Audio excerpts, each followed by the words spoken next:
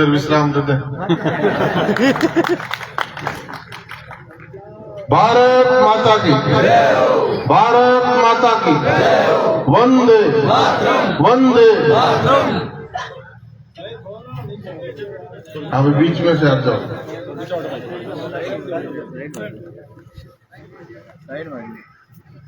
आदरणीय बंधुओं, ये 2023 का राजस्थान विधानसभा का चुनाव कुरुक्षेत्र का मैदान सज चुका है और कौरव और पांडव आमने सामने हैं। अब इस धर्म युद्ध में ये किसी को बताने की जरूरत नहीं कौरव कौन है पांडव कौन है। ये सारी बातें आप सनातन संस्कृति से जुड़े हुए लोग जानते हैं कि वर्तमान में राज करने वाले लोग किस दिमाग से, किस सोच के साथ राज कर रहे हैं। तुष्टीकरण की सोच, अपीजमेंट की सोच, सनातन संस्कृति पर किस तरह के प्रहार किए जा सकते हैं। राम का नाम लेने वालों का, रामनवमी का जुलूस निकालने वालों को प्रतिबंध किया जाता है, 144 लगाई जाती है, परमिशन लेनी पड़ती है। लेकिन पीएफआई जो प्रतिबंधित आतंकी संगठन है उसको रैलियां करने की खुली छूट है। किस तरह एक नजदीक अन्य राय के उदयपुर में गला रेत कर हत्या करके कैसा वीडियो बनाया जाता है, और वो भी तब जब वो कह रहा है एसपी से जाके कि मेरी जान को खतरा है, कभी भी मुझे मारा जा सकता है। उसके बावजूद प्रशासन कोई सुनवाई नहीं करता। ऐसा प्रदेश राजस्थान जो महिलाओं की मातृशक्ति की इज्जत के लिए जाना जाता है, उनके मान स्वाभिमान के लिए जाना पहचाना जाता हो, उस प्रदेश में ऐसा कलंक इस सरकार में लगा कि राजस्थान की महिलाओं के अत्याचार के मामले में पूरे देश में पहले पायदान पर कोई प्रदेश है तो उस प्रदेश का नाम राजस्थान है। महिलाओं पे अत्याचार बलात्कार में कोई प्रदेश इस देश में पहले पायदान पर है तो वो उस प्रदेश का नाम राजस्थान है। दलितों पर अत्याचार में, वंचितों पर अत्याचार में कोई प्रदेश अगर पहले पायदान पर, उस प्रदेश का नाम राजस्थान है। तो जहां इस तरह की सरकार इन कामों में पहले पायदान पर खड़ी हो, और जो भारतीय जनता पार्टी की पिछली सरकार इस राजस्थान को विकास के रास्ते पे लाई हो, सड़कों के, शिक्षा, चिकित्सा के मामले में अग्रणी भूमिका में लाके प्रदेश को खड़ा किया हो, उस प्रदेश को कहां इस सरकार ने पहुंचा दिया। इस 5 वर्षों में इसकी कल्पना भी हम कर लें तो हमारी रोंगटे खड़े हो जाते हैं, सिहरन जोड़ जाती है। इसलिए ये धर्म युद्ध है। ऐसे कौरवों के खिलाफ हमारी लड़ाई है जो धर्म पे, नीति पे चलना नहीं चाहते, इस देश की सनातन संस्कृति पे चोट करना चाहते हैं। इसलिए इसको धर्म युद्ध का है। नोखा तो धर्म नगरी है। धर्म के लिए किस तरह लड़ा जाता है, नोखा में किसी को सिखाने की साहित्य जरूरत पड़ती होगी। ये जो सेनापति सामने बैठे हैं और ये जो मार्गदर्शक सामने बैठे हैं, इस कतार में दोनों तरफ बैठे हैं, यहाँ नौका का चप्पा चप्पा हर कार्यकर्ता इस बात को जानता है कि उसकी क्या भूमिका है, इस धर्मयुद्ध में उसको क्या योगदान करना है। सामने षड्यंत्रकारी लोग जो सिर्फ राजनीतिक षड्यंत्र के अलावा दूसरी भाषा नहीं जानते हो, दूसरा काम नहीं जानते हो, उन लोगों से नौका का आवाम विकास की उम्मीद नहीं कर सकता। नौका का मान और सम्मान ऊंचा करे ऐसी उम्मीद नहीं की जा सकती। इसलिए ये धर्म युद्ध है, इनके खिलाफ हमारी लड़ाई है। और इस छोटी सी सूचना पर इस शहर के 45 वार्डों से और 42 बूथों से प्रत्येक से 20-30 कार्यकर्ता आप यहां पधारे हैं। और ये वो हरावा दस्ता है, वो सेनापति है जो बूथ पे लड़ता है पार्टी के लिए, बूथ पे पार्टी के काम करता है। मैं मेरे सेनापतियों को सर झुका के प्रणाम करता हूं। आज सही का मंचा से इन लोग साथियों ने कि बिना थके बिना रुके आने वाली 25 नवंबर तक जब तक अपने बूथ में हमारे से सहमति रखने वाला, इस राष्ट्रवादी विचार के साथ चलने वाला, इस कांग्रेस के दुशासन को उखाड़ फेंकने के लिए संकल्पित कार्यकर्ता हमारे विचार का एक अंतिम वोट वोट पेटी में ना डल जाए तब तक नहीं रुकना है, तब तक नहीं थकना है। ना चैन है, ना विश्राम है, ना रुकना है। आदरणीय बंधुओं, चेयरमैन साहब हमारे बीच बैठे। 74 में पार्षद बन गए थे, 84 में चेयरमैन बन गए थे। ये आप में हम में से बहुत से लोगों के पैदा होने से पहले की बात है। भाई जगदीश जी बैठे हैं, भंवर जी नैन बैठे हैं। आज गांव के किसी कार्यकर्ता को सूचना नहीं कि भंवर जी शायद शहर में थे, इसलिए आज हमारी मीटिंग में है। और जगदीश जी, मैं चिंता में पड़ गया। अभी समय देख रहा था 9 ही बजे, मैंने सोचा 10 बज गए होंगे। जगदीश जी जब बोलने खड़े हुए, 1857 से शुरू करता हूं, मैं चक्कर में पड़ गया कि 10 मिनट बचे 10 बजने में, और कब 1957 आएगा, कब 2000 आएगा, कब 2023 आएगा। लेकिन जल्दी से धन्यवाद करूंगा, जल्दी से इतनी 150-200 सालों का सफर तय कर लिया। हमारे साथी पूर्व प्रधान बैठे हैं कन्हैयालाल जी, और हमारे सबसे वरिष्ठ नेता स्वर्गीय राम सिंह जी रोड़ा, हमारे पहले बीजेपी के अध्यक्ष, उनके साथ मंडल अध्यक्ष, इतनी लंबी पार्टी की यात्रा करने वाले अनुभवी हमारे मार्गदर्शक आदरणीय अनूप सिंह जी बैठे हैं। हमारे नेता प्रतिपक्ष आसकरण जी बैठे हैं। हमारे पूर्व मंडल अध्यक्ष एक बार नहीं 3-3 दफा आपके नेतृत्व करने वाले शंकर सोनी जी बैठे हैं। और काम तो ये इकोसिस्टम का करता है, लेकिन इसने खुद के गले में फिट कर रखा है इकोसिस्टम। नरेंद्र चौहान जी बैठे हैं, बनवारी जी डेलू बैठे हैं, और सुशीला जी, ऐसा नहीं कि हमारे सामने लड़ रही है, हमारे साथ भी लड़ रही है। सुशीला जी बैठी, हमारे साथ जो सुशीला जी बैठी है वो चेयरमैन रही है, अनुभवी कार्यकर्ता है, हमारी नेता और हमारी प्रभारी है। इसलिए जिन्हीं सामने वालों सुशीला जी से घबराने की जरूरत नहीं है। हमारे पास तो खुद सुशीला जी हमारी ताकत बन के बैठी है। महेंद्र संचेती जी बैठे हैं, हमारे मंडल के अध्यक्ष। पूर्व अध्यक्ष आदरणीय सूरजबल जी बैठे हैं, और जेठू सिंह जी बैठे हैं, जो गांव में भी उपप्रधान बन जाते हैं, शहर में भी पार्षद बन जाते हैं। चंदी बैठे हैं हमारे पास, जो नौजवान साथी जो नागौर और डेगाने की धरती से विस्तार के रूप में हमारे बीच काम करे, शिव जी बैठे, भाई भार्गव जी बैठे, नौजवान साथी प्रताप सिंह जी बैठे हैं। और प्रताप सिंह जी तो कदम में भले ही छोटे लगते हैं, हम तो सब सजदा करते हैं, क्योंकि पीपल और गुरु शंकर भगवान की धरती से आते हैं। और हमारे पार्षद भाई जयकिशन जी बैठे हैं।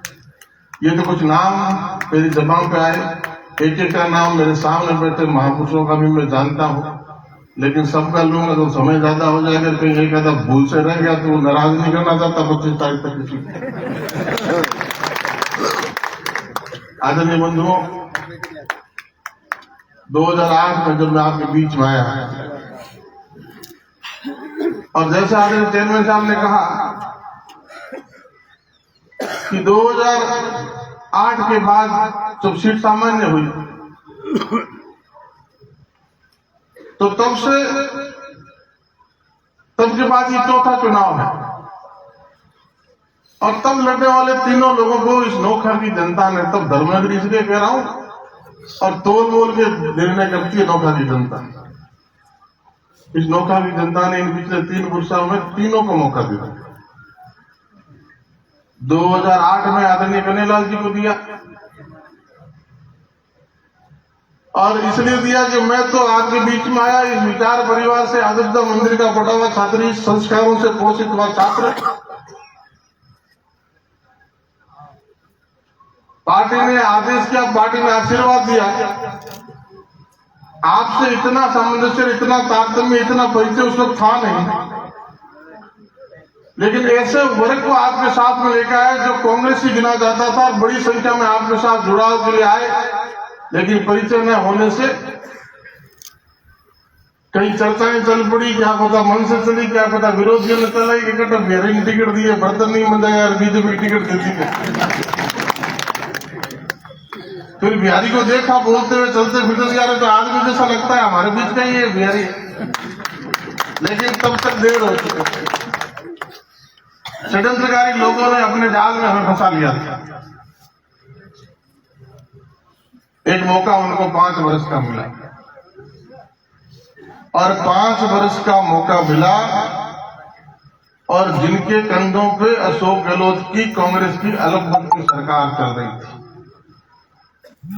और जब किसी निर्दलीय की कंधों पे अलग की सरकार चलती हो तो उस निर्दलीय के 500 आंगली घी में सिर कड़ाई हो जाता है।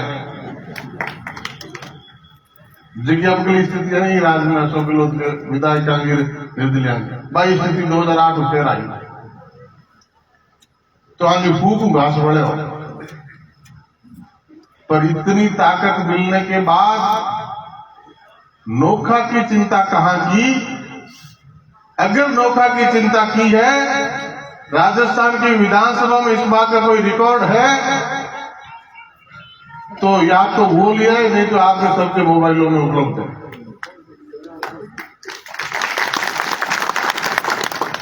नोखा ने उम्मीद से वोट दिया एक शहर की राजनीति करने वाले व्यक्ति को जो गांव में गया नहीं, गांव ही चल के उनके पंप आया करता था। जैसा सिद्धिनाथ जी सही कह रहे थे कि नोखा में कांग्रेस का मतलब ही कन्हैयालाल था, कन्हैयालाल का मतलब कांग्रेस कह के एक ही, कैसे कांग्रेस और कैसे कन्हैयालाल था कि नहीं था। अब उस आदमी को बीजेपी विचार का वोट को भ्रम में फैला के ले तो लिया, विधायक भी बन गए, लेकिन समर्थन किसको किया? कांग्रेस को।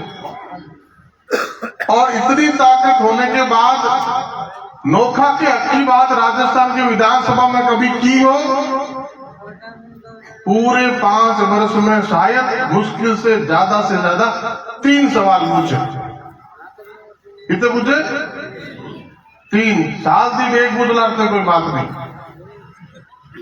3 सवाल पूछे, 3 में भी एक आधा आस पड़ोस का पूछ रहा है, कोई बोला है कोई चीज।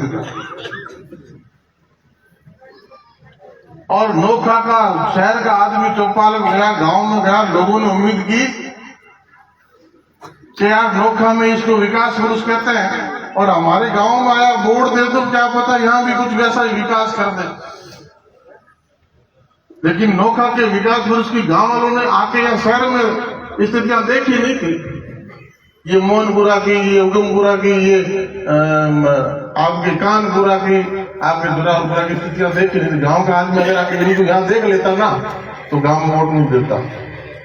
अब वो देख चुका है, कभी नहीं देगा। गांव में लोगों ने कहा हमारे खारा पानी है, फ्लोराइड का पानी है, हमारे नहर का पानी आना चाहिए। 70 वर्षों से हमारे पीढ़ियां 2 चली गई मीठे पानी का इंतजार करते हुए। आप विकास पुरुष हो, हमारे लिए पानी लाओगे? हाँ लाएंगे। अब जो व्यक्ति निर्दलीय चुनाव जीता हो और जिसके कंधों पे सरकार चल रही हो, वो तो कोई भी बात मनवा सकता है।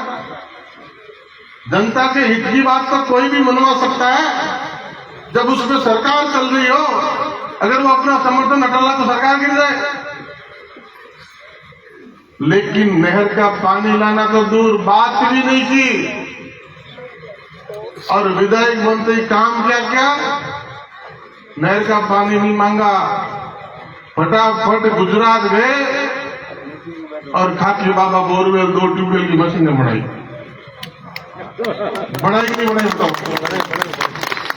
अब ये पूरा नोखा बेटा है, इनकी तार बनाने की फैक्ट्री है, पंखा बनाने की फैक्ट्री है, ट्यूबवेल खोदने वाली मशीनों का कोई व्यापार था क्या इनका? कोई पूछता नहीं। हाथ पूछ लो सिन्हावती से। तो जिस आदमी को नहर का पानी लाने की जिम्मेदारी थी वो तो बात वहां मानी नहीं, वो तो वहां बात की नहीं। एक नया व्यापार शुरू किया, अगर नहर का पानी मांग लिया तो ट्यूबवेल की मशीनें नहीं चलेगी, ट्यूबवेल खोदने का बंदोबस्त नहीं होगा, सरकार परमिशन नहीं देगी। इसलिए पूरे 5 वर्ष तक एक नया रोजगार, नया धंधा किया कि नहर का पानी को छोड़ो, ट्यूबवेल खोदो, ट्यूबवेल में कमाई होगी। खुद के कोटे वाले भी, सरकार वाले भी, नगर पालिका वाले भी अपनी मशीनों से खोदेंगे। 5 बरस मशीनें 2 ऊपर वहां खड़ी था, हमने देखी। अब 5वें बरस में जब 13 में जाने का वक्त हो गया सरकार का खुद का, तब जाके बोले कि हमारी नहरी परियोजना स्वीकृत करो। तो झूठ मूठ की एक बात की, हम ये परियोजना स्वीकृत करवा रहे। सरकार बदल गई, वो आगे नहीं बढ़ी, और फिर जनता के बीच में जाना था तो कुछ किया नहीं था, तो जाए किस बात पे।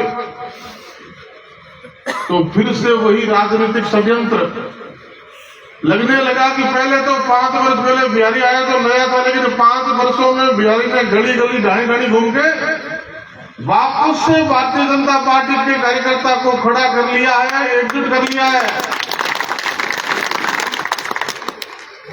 तब जो मशीनों से करोड़ों कमाए थे, वो करोड़ों लेके इधर घूम रहे थे कि बिहारी की टिकट काट दो, और अपनी यहाँ तैयारी कर रहे थे, मीटिंगें कर रहे थे, प्रचार प्रसार कर रहे थे। और जब लिस्ट आई तो बिहारी बिश्नोई की जगह सही राम बिश्नोई आया कि नहीं आया? भैया ये उन्हीं मशीनों का कमाल है, उन करोड़ों रुपए का कमाल। और इस बार भी ऐसा ही कर रहे थे। इस बार भी सोशल मीडिया पर तो डाल रहे थे कि 100 से 1000 रुपए मुझे दो, और उधर करोड़ों रुपए लिए बैठे थे कि फिर से 2013 की तरह कोई मोहर फिट कर दो। अब मैं गांव में शहर में घूम रहा, ये सारे लोग कह रहे क्या कर रहे हो भाई, यहाँ सब ठीक है, हम देख लेंगे, संभाल लेंगे। गांव में कार्यकर्ता मजबूत है, शहर में कार्यकर्ता मजबूत है, तुम दिल्ली जयपुर जाओ, फिर से कहीं 2013 की तरह नहीं हो जाए। अब दूध से जला हुआ छाछ भी फूक फूक कर पीता है। तो हम गए, सार संभाल करी, अरे रुखाड़ी रहा कि हाथ प्रत्यक्ष के रूप में थारे पीछे खड़ा। तो ये चरित्र इन लोगों का 5 बरस सत्ता में रहने के बाद भी, सत्ता की पूरी ताकत होने के बाद भी इनमें हौसला और हिम्मत नहीं थी कि भारतीय जनता पार्टी के कार्यकर्ता से मुकाबला करें। उसमें भी टिकट कटा के षड्यंत्र करते हुए फिर से इस तरह दोबारा पिछले रास्ते से घुसने की कोशिश की, लेकिन नोखा की जनता ने कामयाब नहीं होने दिया। और 18 में फिर उसी लीग में प्रयास करने की कोशिश की, लेकिन जब पार पड़ती नहीं दिखी और जनता की ताकत दिखी, तो जैसा चेयरमैन साहब ने कहा कि कुंभ के बिछड़े में चाचा भतीजा एक होके एक उधर एक इधर हुए कि नहीं हुए। जो कहते थे कि ये आएंगे तो ये कर देंगे, ये आएंगे तो ये कर देंगे, शहर में बहन बेटियों का निकलना दुश्मन हो जाएगा, जमीनों पे कब्जा हो जाएगा, ये हो जाएगा, वो हो जाएगा। ये 5 वर्ष से बिहारी बिश्नोई आपके सामने विधायक के रूप में खड़ा है, कुछ हुआ? अगर कोई करने की कोशिश करेगा तो उसकी आंखें नोच लेंगे, खाल उतार लेंगे। किसी ने हमारी बहन बेटियों की तरफ नजर उठा के हाथ करने की कोशिश, किसी ने किसी गरीब पे जुल्म पे, किसी गरीब पे मजदूर की हक छीनने की भी किसी ने जरूरत की तो उसकी खाल उतार लेंगे। ये तो प्रशासन इनका ऐसा है जो इन्होंने अपने मोहरे सेट कर रखे हैं इस प्रशासन जनता को परेशान करने के लिए। 25 तारीख को जम के मतदान कर देना, और 25 तारीख के बाद में जब डबल इंजन की सरकार बनेगी ना राजस्थान में और दिल्ली में, तो उस बात को गंभीरता से आपने सुना होगा। महावीर चौक में 11 तारीख को योगी बालकनाथ ने क्या कहा था कि ये जो इस तरह के लोगों ने जुल्म किया है, वो राशन कार्ड बंगाल का कर्नाटक का बना ले, नौका में जगह नहीं मिलेगी। और इन सारे लोगों को ऊर्जा वहां से मिलती है। इसलिए आप सब लोगों से पूरे आग्रह है कि ये जो जाके सूरत में बोल रहे हैं ना, कल सूरत में सुना होगा कि हमने नहर का पानी ला दिया। हमने घरों में लाइटें लगा दी, उस वीडियो को काटो, चौपाल में जाओ, कह रहे भैया झूठ बोलने की भी कोई सीमा होती है, इतना झूठ कोई सफेद दिन में दोपहर में बोलता है क्या? ये महारथी बोलते हैं। अरे जब तुम सारी ताकत तुम्हारे पास थी, तुम विधायक थे, सरकार तुम्हारे भरोसे चल रही थी, तब तुमने नहर के पानी की विधानसभा में एक दिन बात नहीं की। खाकी बाबा बोरवेल ट्यूबवेल मशीनें बनाई, अब आप कुछ है ही नहीं। विधानसभा में आपकी आवाज नहीं, यहाँ आपकी आवाज नहीं, फिर कहां से स्वीकृत कराई हुई? ये स्वीकृत कैसे होती है उसका शास्त्रार्थ भी कभी मौका पड़े तो मेरे साथ कर लें कभी किसी चौक चौराहे पर। दूसरी, हमने लाइटें लगवाई गाड़ियों में। अरे भले आदमी, तुम कांग्रेसियों ने तो 70 सालों में इस देश को अंधेरे में रखने का काम किया। ये तो भला वो जनता जनार्दन का जिसने 14 में नरेंद्र भाई मोदी को दिल्ली की सत्ता पर बिठाया और नरेंद्र भाई मोदी ने आह्वान किया कि हर घर में उजाला करने का काम भारत की सरकार करेगी, भारतीय जनता पार्टी की सरकार करेगी और एक भी ढाणी बिना उजाले की नहीं रहेगी। 18,000 गांवों में दीन दयाल उपाध्याय ग्राम ज्योति योजना के माध्यम से लाइट लगाने का पैसा भारत की सरकार ने दिया। और उस वक्त वसुंधरा जी हमारी नेता और हमारी मुख्यमंत्री थी, राजस्थान में भारतीय जनता पार्टी की सरकार थी और आपके कार्यकर्ताओं ने, हम सब ने मेहनत करके बीकानेर जिले में 59,000 बिजली के कनेक्शन करवाए। कितने 59,000? उसमें से 20,000 अकेले नोखा में हुए, सबसे ज्यादा। और ये जो आज के पड़ोस के बिजली मंत्री है ना, ये उस वक्त विधायक थे विपक्ष के और जयपुर जाके शिकायत दी कि पूरे पैसे में से आधा पैसा अकेला नोखा में लग रहा है। और इनके मंत्री रहते हुए हम मांग करते रहे कि बच्ची हुई ढाणियों में लाइट लग जाए। ये कन्हैयालाल जी कांग्रेस के नेता, आदरणीय रामेश्वर जी अब तो बीमार हो गए, लेकिन तब कांग्रेस के बहुत बड़े नेता, लेकिन राजस्थान की सरकार से विधानसभा में हमने 3 वर्ष तक मांगा कि बची हुई ढाणियों में लाइट के कनेक्शन का पैसा राजस्थान की सरकार दे। उसको भी जनता ने चुना, लेकिन 1 पैसा नहीं दिया। उन्हें भारत सरकार से मांग करके हम 1034 करोड़ रुपए लाए और सिर्फ नोखा की डीपीआर के आधार पर पूरे राजस्थान को पैसा दिलाया। और 8 महीने का समय देने के बावजूद भी इन लोगों से तो पैसा लगा नहीं। जो कह रहे हम लाए, हम कर रहे, उनसे वो पैसा लगा नहीं। ये स्थिति सरकार की है। और इस 23 के बजट में फिर से 1,000 करोड़ रुपए भारत सरकार से इनको बची हुई ढाणियों के लिए दिलवाया। नौका को 44 करोड़ रुपए मिला है। हमारे 6,000 ढाणियों में कम से कम विद्युतीकरण होगा, उसके टेंडर प्रक्रिया का काम चल रहा है। ये काम आपका, आपके कार्यकर्ता का, दिल्ली की सरकार के लिए पैसों से हो रहा है, इनका कोई लेना देना नहीं। ये बात चौपाल में सब जानते हैं। आदरणीय बंधुओं, अभी संगठनकर्ताओं ने आपको बात कही कि हम सबको 25 तारीख तक सजग रहना, 25 तारीख तक मजबूती से डटे रहना है। ये 25 तारीख तक अपने बूथ को आप संभाल लो, उसके बाद अगले 5 वर्ष तक नहीं, जब तक आपके कार्यकर्ता बिहारी के शरीर में सांस चलेगी, मेरे जीवन का प्रत्येक क्षण, इस शरीर का प्रत्येक कण आपके संभालने में, आपके बच्चों के भविष्य को संभालने में दया होगा। मेरा 365 दिन 24 घंटे यही काम है, आपकी बेहतरी के लिए क्या किया जा सकता है, नोखा की बेहतरी के लिए क्या किया जा सकता है। ये जो आज प्रवासियों के बीच घूम रहे हैं ना, कभी सूरत, कभी मुंबई, कभी दिल्ली, कभी जयपुर, कभी हैदराबाद, कभी बेंगलोर,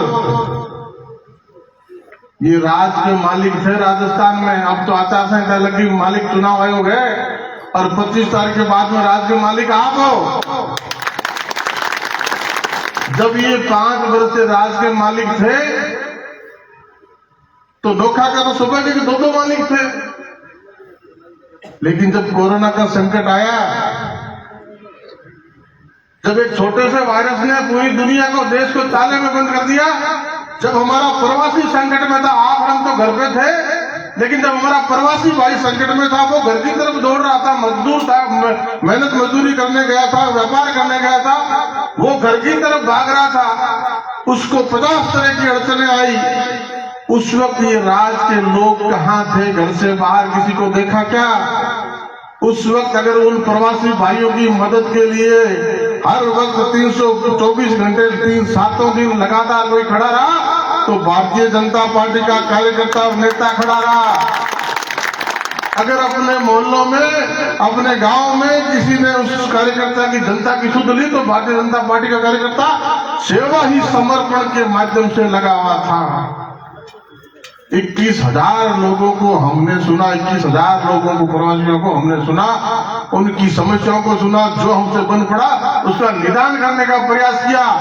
और राजस्थान की इतनी बड़ी ब्यूरोक्रेसी में, और राजस्थान की 200 की विधानसभा में कोरोना तो आया था 19 में, 20 में, लेकिन 19 में राजस्थान की सरकार को आपके विधायक ने कहा था कि भाई मेरे रोड़ा के एक प्रवासी को शिव सागर में वहां के गुंडों ने मारा है, पीटा है, वहां की पुलिस ने उसकी सुनवाई नहीं की है, उसने परेशान होकर सुसाइड कर लिया है। तो क्या राजस्थान की सरकार की जिम्मेदारी नहीं बनती क्या कि वो अपने राजस्थान के निवासी की प्रदेश में चिंता करे? इसलिए जिस तरह दूसरे देशों में इस हिंदुस्तान के दूतावास है, वैसा ही मैकेनिज्म देश की हर प्रदेश की राजधानी में राजस्थान सरकार का होना चाहिए। और जब 20 में कोरोना आया, तो इस बात को राजस्थान के मुख्यमंत्री ने, पूरे प्रशासन ने स्वीकार किया कि 1 वर्ष पहले जोखा का विधायक ने जो कहा था, आज उसकी जरूरत महसूस हो रही है कि हमारा बंगाल में कोई भाई परेशान है तो हम उसको मदद नहीं कर पा रहे, तमिलनाडु में हमारे कोई भाई परेशान है तो हम उसकी मदद नहीं कर पा रहे। तो वहां के अधिकारियों को वहां लगाने का, कोऑर्डिनेशन करने का सुझाव भी हमारा था। और आज विपक्ष का विधायक होने के नाते भी इतनी बड़ी ब्यूरोक्रेसी, IAS IPS से बड़े बड़े अधिकारी राजस्थान में हैं, शकल से तो बहुत कम जानते होंगे, लेकिन आप अपने विधायक का नाम लोगे तो सारे अधिकारी जानते हैं कि कोरोना काल में इस आदमी ने ना तो हमारे को रात में सोने दिया, ना हमारे को दिन में सोने दिया। कागज पे कागज, फोन पे फोन, इस लगातार जगाए रखा। और 2:30-3 बजे तक भी PBM अस्पताल में ऑक्सीजन आई कि नहीं आई, कोविड सेंटर के हालचाल क्या है। और पूरे बीकानेर जिले में हमारे PBM के अधिकारियों ने नोखा की, हम कार्यकर्ताओं की पीठ तो भाई कि PBM पे बोझ हल्का करने में अगर किसी ने सबसे बड़ा योगदान किया तो नोखा में वहां कोविड सेंटर सबसे पहला कोई खुला, तो नोखा में खुला, एक डॉक्टरों के साथ खड़े होकर हमने काम किया। और आपदा में अवसर, प्रधानमंत्री ने कहा ना कोरोना है, आपदा में अवसर ढूंढो। अब आपदा में अवसर कांग्रेसियों को कहते थे किस तरह ढूंढने, पता है? अब हमारी अब पानी की विपदा है, पानी की आपदा टुर्बुलेंट दिखा रहा है, ये इनको विधायक बना दिया, आपदा में अवसर ढूंढा नहीं ढूंढा, मशीनें बनाई नहीं बनाई, तो इनका आपदा में अवसर ढूंढने का तरीका अलग है। अब जब प्रधानमंत्री जाके आपदा में अवसर ढूंढो, तो हमारा तरीका ये था कि हमने विधानसभा में सवाल लगाया कि हेल्थ वाइज, हेल्थ स्ट्रक्चर के हिसाब से बीकानेर जिले का सबसे बड़ा ब्लॉक कौन सा है। हमें पता था कि इसका उत्तर आएगा नोखा। और ये लॉटरी में जब सवाल आया विधानसभा में, सरकार के मंत्री ने जवाब दिया कि बीकानेर में हेल्थ के हिसाब से सबसे बड़ा ब्लॉक का नाम नोखा है, सबसे बड़ी आबादी है। तो हमारा जवाब था, सवाल था सरकार से, तो जब सबसे बड़ी आबादी है, सबसे बड़ा ब्लॉक है, तो सबसे बड़ा अस्पताल पे पहला हक किसी का है, तो नोखा का है। मंत्री को कहना पड़ा, उस बात को पकड़ के पीछे पड़े। तो PBM के बाद अगर जिला अस्पताल बीकानेर जिले में कहीं स्वीकृत हुआ, उसका नाम नोखा है।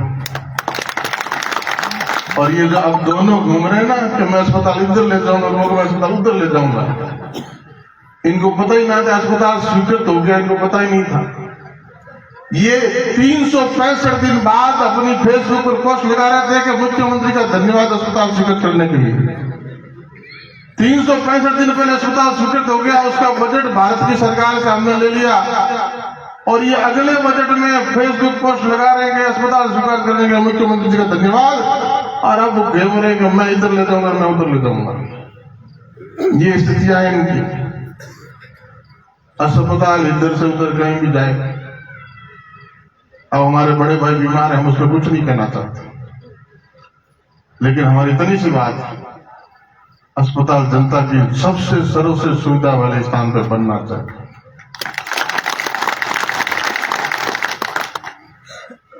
चिकित्सा के हिसाब से हमारा कक्कू में सीएससी, मुकाम हिम्मतसर में सीएससी, जिस नौका में 2-3 सीएससी हुआ करती थी, उस नौका में 1 जिला अस्पताल और 2 नई सीएससी, 6 नई पीएससी। और सरकार से कहा कॉलेज का पैसा दे दो, महिला कॉलेज का, तो ये श्रीनिवास जी बैठे, इन्होंने कहते हैं कि हमने 1 अप्रैल से हमारा चुनाव अभियान नौका में शुरू किया। इनका भाषण सुनना, तारीख भी है इनकी फेसबुक पोस्ट पे देख लेना। प्रेम भाई 1 अप्रैल से ये कहता हमने अपना चुनाव किया। अब 1 अप्रैल को कौन करता है भैया? 1 अप्रैल दुनिया में क्यों मनाया जाता है बताओ भाई? अब जो इनके स्वभाव नहीं है, इन्होंने जिंदगी भर नौका दी, जनता को मूर्ख बनाया। 1 अप्रैल दुनिया में मूर्ख बनाने का दिन है। अप्रैल फूल बनाया, कैसा मजा आया, ये गाना सुना ना आपने?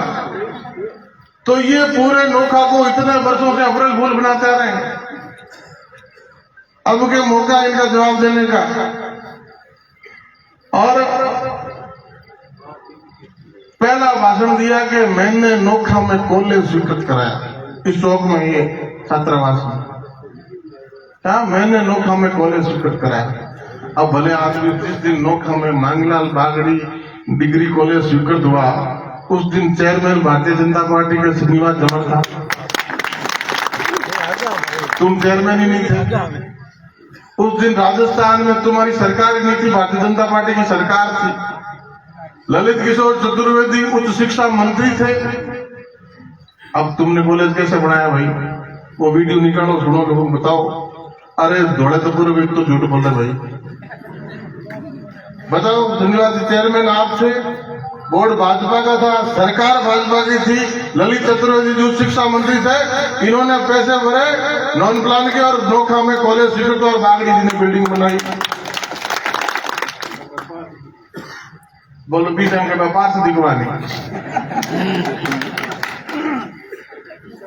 अब 2010 का मैं आपको बताता हूं। 2010 में इन्हीं चैन श्रीनिवास जी के साथ में पहली दफा स्वर्गीय मंगलाल बागड़ी से मिलने गया। मेरा उनका पहला साक्षात्कार। आज वो दुनिया में नहीं है, मैं हम उनको नमन करते हैं। नौका को उनके बहुत बड़े परोपकार के काम। आज ये परिवासियों के बीच जा रहे हैं कि हमें वोट भी मिले, नोट भी मिले। हर बरस जाते कि नहीं जाते? इस आरूप आवेदन जा रहे समझ। और एक करते विधायक बना दिया जिन्हें रंगीन नक्शा बना ले गया कि मैं प्लेट बना रहा, कॉलोनी काट रहा। अब रोखा का एमएलए अगर रंगीन नक्शा लेके प्रवासियों के पास जाएगा और कहेगा 3 प्लेट ले लो, तो कोई एक तो लेकर लेगा, कौन मना करेगा? अब भले आदमी इनको पूछा जाए कि ये मेरे पड़ोस में घर है 50 वर्षों से, दादाजी को बनाया काटे पान किया घर बिना करिया, घर के पड़ोस में वो पट्टो खाली थे, बैठो जुब खाली, रोकल लो खाली, शाम ला 3 खाली। बताओ मल्टी स्टोरी की जरूरत है कि कोई नौका मार है? इन्होंने सिर्फ अपने स्वार्थ के लिए नौका की जमीनों में आग लगा दी। लगाई कि नहीं लगाई? कौन सर आगे कपूर तक कॉलोनियां काट दी, इधर आगे तक काट दी, उधर काट दी, चारों तरफ काट दी और लोगों को अंधा कर दिया। प्रवासियों ने फ्लैट ले लिए, मल्टी स्टोरी में ले लिए, बीकानेर में ले लिए। अरे वो प्रवासी बाहर बैठा, उसका तो नौका वाला घर ही खाली पड़ा, ताला लगा हुआ। होली दिवाली आता था बेटा 3 ही 1 तो ले लेंगे। अब लोगों ने ले लिए, नौका में जमीनों की आग लगी, प्रॉपर्टी के भाव बढ़ गए। जिस जरूरत को जरूरत थी वो तो ले ही नहीं पाए। और ये नौका में राजस्थान में पहला विधायक था 200 में जिसने खुद चला के कहा कि डीएलसी अशोक गहलोत ने 5%, इन्होंने कहा 10% और बढ़ाओ। कलेक्टर लेवल कमेटी होती है, उसमें विधायक प्रतिनिधि होता है, उसकी मर्जी से डीएलसी घटती बढ़ती है। सरकार हर बढ़ाती है, विधायक सब विरोध करते हैं। 199 ने विरोध किया, अपने क्षेत्र में डीएलसी नहीं बढ़नी थी। एकमात्र विधायक थे जिन्होंने डीएलसी बढ़ाने का खुद प्रस्ताव रखा शंकर जी। इसलिए रखा कि तिरुपति नगर की डीएलसी बढ़े तो काम आए, द्वार की डीएलसी बढ़े तो काम आए। कलेक्टर मीटिंग में बताइए। अब भले आदमी ये भी चेयरमैन रहे हैं 3 दिन बाद। मैं अभी इनको पूछ रहा था, कोई कॉलोनी काटी? श्रीनिवास गौतम पूछ रहा था 91 में कोई कॉलोनी काटी क्या? 3 दिन बाद चेयरमैन रहे हो, यहाँ काटी ना? क्या नाम क्या है? तो महाराणा प्रताप कॉलोनी है ना, महाराणा प्रताप कॉलोनी, फौजी कॉलोनी। अब वो सरकार कॉलोनी, नगर पालिका कॉलोनी, सुभाष चंद्र बोस कॉलोनी। अब इन्होंने क्या काटी? इन्होंने काटी तिरुपति नगर। अब एक बात और सुन लो, ये तिरुपति नगर काटी तो नगर पालिका के अंडर में लेके सरकारी कॉलोनी काटने का प्रोग्राम था। जयपुर तक फाइल चली गई। रास्ते में किसी ने ज्ञान दिया कि कॉलोनी नगर पालिका के अंडर में लाके क्यों काट रहे हो, इसको तो बार के बार खुद ही काट दो। वो फाइल वही डम कर दी। उसने जोड़ बाकी गणित करके बताया तो पता चला कि इसमें इतना फायदा हो रहा है। नगर पालिका में लाओगे तो रेवेन्यू नगर पालिका की बनेगी, और इधर लाओगे तो रेवेन्यू तुम्हारी बढ़ेगी। तो वो वही बंद कर दी, और वो तिरुपति नगर खुद की कॉलोनी बना के काटी नहीं काटी। और जब आप राज बदल दोगे, और नगर पालिका राज बदलती, नगर पालिका भी आपकी है, उस दिन जो फाइल इन्होंने चलाई वो आपके सामने आ जाएगी। अब तो ये कुंडली मारी इसलिए बैठे हैं कि कहीं नोखा की जनता भ्रम में आके एक बार बीजेपी का फिर नुकसान कर दे, ताकि हमने जो नगर पालिका में कपड़ किया वो जनता के सामने नहीं आए। इतनी सी लड़ाई है भैया, एमएलए बनने की कोई लड़ाई नहीं है। इनको अपने बेटे की नगर पालिका बतानी, आपके बेटे को से किसी को कोई लेना नहीं। ये बात गांठ बांध कर, आपके बेटे पोतियों की चिंता करने के लिए आपका छोटा भाई, आपका सेवक खड़ा है। चिंता मत करना, आपकी भी चिंता करेंगे, आपके आने वाले बेटे पोती की। तो इन लोगों का ये करते, ये विकास पुरुष क्या श्रीनिवास जमा डालना नहीं जानते थे कि सिविल लाइन डाल दो? लेकिन इन्होंने बिना आगे कोई एचटी की व्यवस्था के सिविल लाइन डाल दी भैया, और नाम पड़ गया विकास पुरुष। हम नौका वालों ने दुनिया में प्रताड़ित कर दिया कि हमारे नौका में सिविल लाइन डल गई। अब हमारे घरों के कनेक्शन तो हमने 5 में जोड़ दिए। अरे भला में 2-4 साल में जो भर जाएगी फिर जाएगा। अब वो 2-4 साल भर भी आगे एसटीपी बना नहीं, प्लांट बना नहीं, ट्रीटमेंट प्लांट बना नहीं, उसके बिना ही ठोक दी, पूरे शहर में खोल दिया। अब 3 सालों में जब वो भर गई तो मौन पूरा उफंड रहा है, कान पूरा उबल रहा है। आगे जगदीश जी, इन जगदीश जी से बड़े बड़े मच्छर है कानपुरा में, बता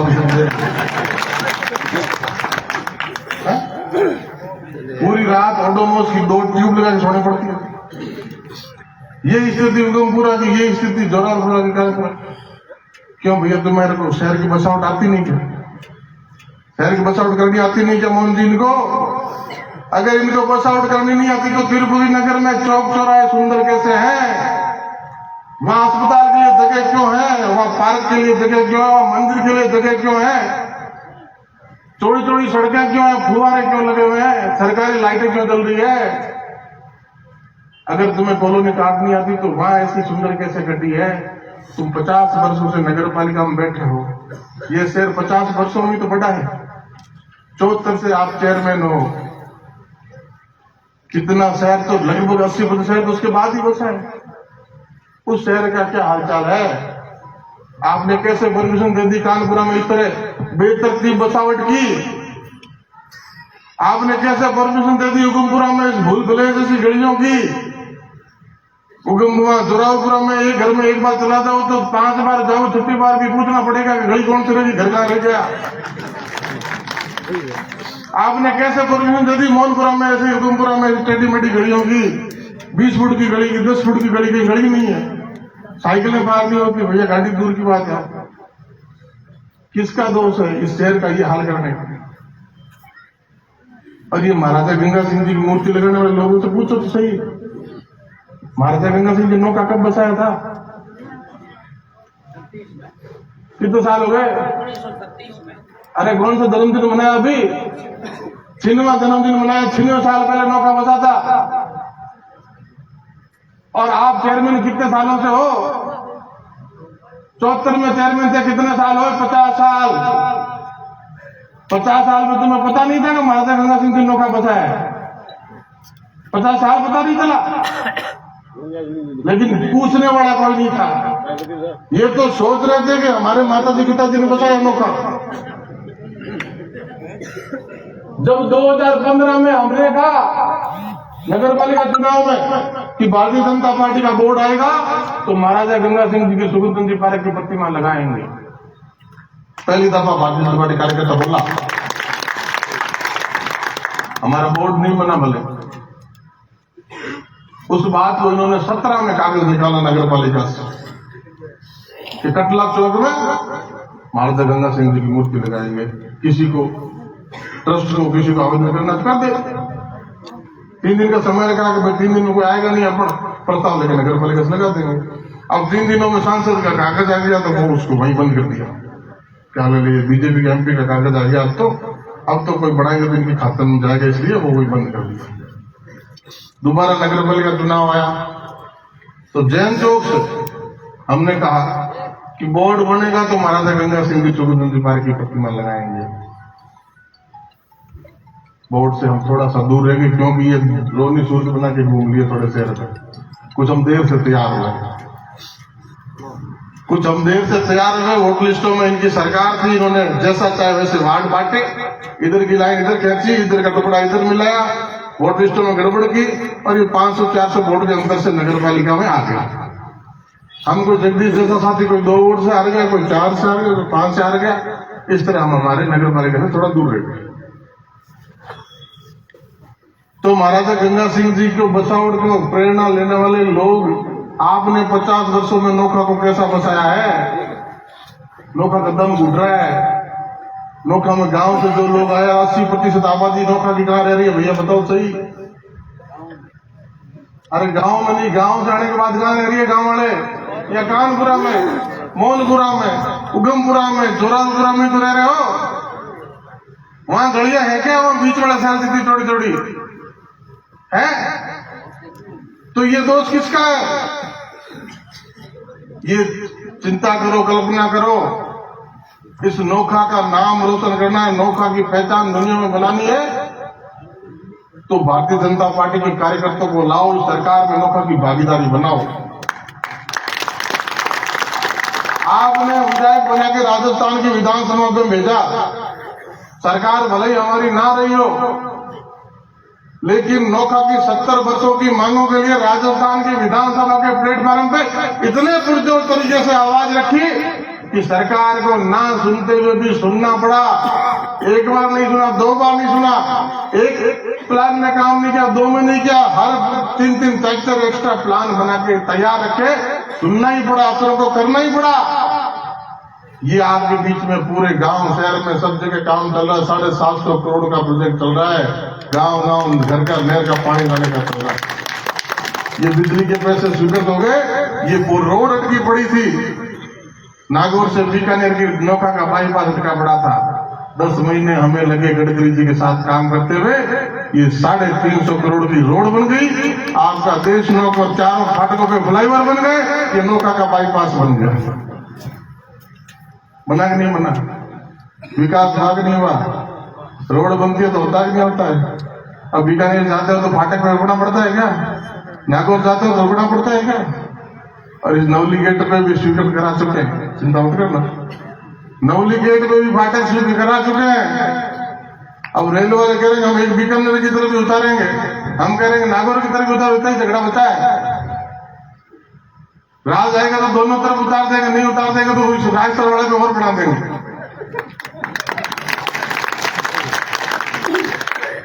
इसलिए काम करने की नीयत होनी चाहिए, काम करना आना चाहिए। यहाँ नगर पालिका से बात कोई सोच रही है, नगर पालिका में काले धोले करो भैया। ऐसा क्या हो गया? जनता में तो चेयरमैन चुनते तो 5 साल के लिए चुनते हैं। इन पिछले कितना टाइम में चेयरमैन बने हुए 2-2.5 साल में नगर पालिका में ईओ कितने बदलना है लिस्ट बना लेना। एक ईओ 2 महीने से ज्यादा नहीं टिका। कितना? एक ईओ की उम्र नगर पालिका में कितनी है? 2 महीने। क्यों भाई? वो आता है, वो देखता है 2 महीने में 9 चेंज हो गए, 2 महीने में 9 रेट एवरेज निकालो है।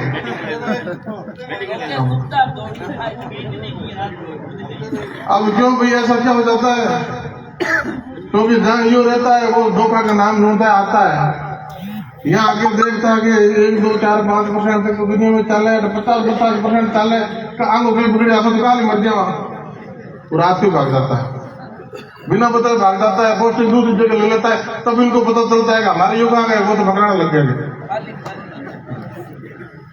ये स्थिति है नगर पालिका की। इसलिए चेष्टा करना, इस शहर को बचाना है, इस नौका को बचाना है, आने वाली पीढ़ी के भविष्य को बचाना है। और डबल इंजन की सरकार बनानी है, ऊपर मोदी जी की, नौका में राजस्थान में भारतीय जनता पार्टी।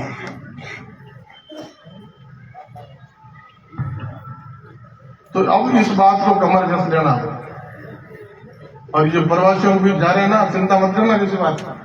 तो शुरू से 9 बसें कर दी, वहां से 2 बसें कर दी, वहां से 20 बसें कर दी। मैं कहता हूँ अविजात कर देना भले, अविजात में चढ़ के उनके में आएगा, वोट आपको देगा, क्योंकि ये तो रंगीन नक्शे लेके गए वहां, पैसा लाए। आपका विधायक संकट आया प्रवासी पे तब लड़ा है, तब बढ़ा है, तब खड़ा रहा उनके लिए। कोरोना काल में रेल की व्यवस्था करने के लिए लड़ा है, बस की व्यवस्था करने के लिए लड़ा है, परमिशन दिलाने के लिए लड़ा है, पास दिलाने के लिए लड़ा है, मेडिकल के लिए लड़ा है। उन प्रवासियों की चिंता की है रात और दिन। जोरहाट के चौक बाजार में 450 दुकानें प्रवासियों की जल गई, 77 दुकानें नौका के प्रवासियों की जली। उनकी लड़ाई वहां आसाम की धरती में जाकर लड़ा है। और उन 450 लोगों को 50-50 हजार 4x6 की छोटी छोटी दुकानें, एक रात में सारा मार्केट चल गया। सबको 50-50 हजार रुपए आसाम की सरकार से दिलवाए, सबके रोजगार के लिए टेम्परेरी व्यवस्था पड़ोस में करवाई है, और वापस से पूरा बाजार बन रहा है। कोई नोट लेने में पड़ोस में बीच नहीं गया। प्रवासियों में संकट आया तब नौका उधर उनके बीच खड़ा था। वो धरती से आसाम की हो चाहे कहीं की हो। व्यापारियों के बीच संकट आया, मेखला चादर आसाम में भी बड़ा त्योहार होता है, दीपावली की तरह हमारे दीपावली होती है वैसा। मेखला चादर वहां आसाम का परिधान है, सब लोग जानते हैं। सरकार ने एक नियम बना दिया कि पावरलूम का नहीं चलेगा, हैंडलूम का चलेगा, और हजारों करोड़ का स्टॉक डंप हो गया। प्रवासियों ने याद किया तो सरकार से मिले, आसाम की सरकार से बात की, इस बार छूट दो, नहीं तो हमारे प्रवासियों को हजारों लाखों करोड़ का खर्चा होगा। उनको छूट दिलवाई, उनके लिए लड़े, उनके रोजगार के लिए लड़े। और जिन प्रवासियों ने नौका के लिए काम किया, उनको राजस्थान की विधानसभा में मान सम्मान देने का काम किया। ये भी विधानसभा में गए थे ना, कभी विधानसभा में बोले कि बागड़ी परिवार ने नौका के लिए ये किया, गट्टानी परिवार ने नौका के लिए ये किया, कुलरिया परिवार ने नौका का नाम ऐसे रोशन किया? कभी किसी का नाम लिया? मैंने लिया, क्योंकि मेरा दायित्व बनता है कि मेरे नौका के किसी प्रवासी व्यापारी भाई ने नौका के लिए कुछ किया है तो मेरा कर्तव्य बनता है उसका धन्यवाद करना। और धन्यवाद भी वहां किया जहां 8 करोड़ लोगों को प्रतिनिधित्व करने वाले 200 लोग बैठकर वहां किया, क्योंकि उन्होंने नौका के लिए अस्पताल बनाए, नौका के लिए कॉलेज बनाए, और ये कॉलेज नया स्वीकृत कराया तो पैसा बागड़ी परिवार का, अस्पताल A ग्रेड का आयुर्वेद हॉस्पिटल बना, पैसा गट्टानी परिवार का, स्कूल में धर्मशाला है, उनके लिए करते हुए धन्यवाद करने का कर्तव्य मेरा बनता है। इन्होंने किसी का नाम लिया, ये तो बोले कि नौका में है, बाकी पानी कम है। अब पानी उतर चुका है, सब स्पष्ट दिख रहा है। इसलिए इस बात की चिंता करनी है कि नौका के लिए कौन अड़ा, नौका के लिए कौन खड़ा। और ये जब कहते हैं ना गांव में जाकर के शहर तो एक तरफा ये यकीन बन बैठे, ये शहर बैठा है, ये वार्ड बैठा है, ये वास्तव में एक तरफा है। इसलिए चौपाल पे लड़ना है, वार्ड में खड़े रहना है और वार्ड में अपनी वोटर लिस्ट लेके कल जो आपको मिल जाएगी, मेरे सेनापतियों आपसे करबद्ध निवेदन है, बूथ पे लड़ोगे, बूथ जीतोगे तो चुनाव जीतोगे। अनेकों तरह के प्रबंध करने वाले लोग आएंगे, 50 तरह के नाटक करेंगे। अब एक्सपोज हो चुके 15 वर्ष में, आप देख चुके, आप लोग काम तो नहीं करेंगे, लेकिन फिर भी सावधान रहने की जरूरत है। Voter list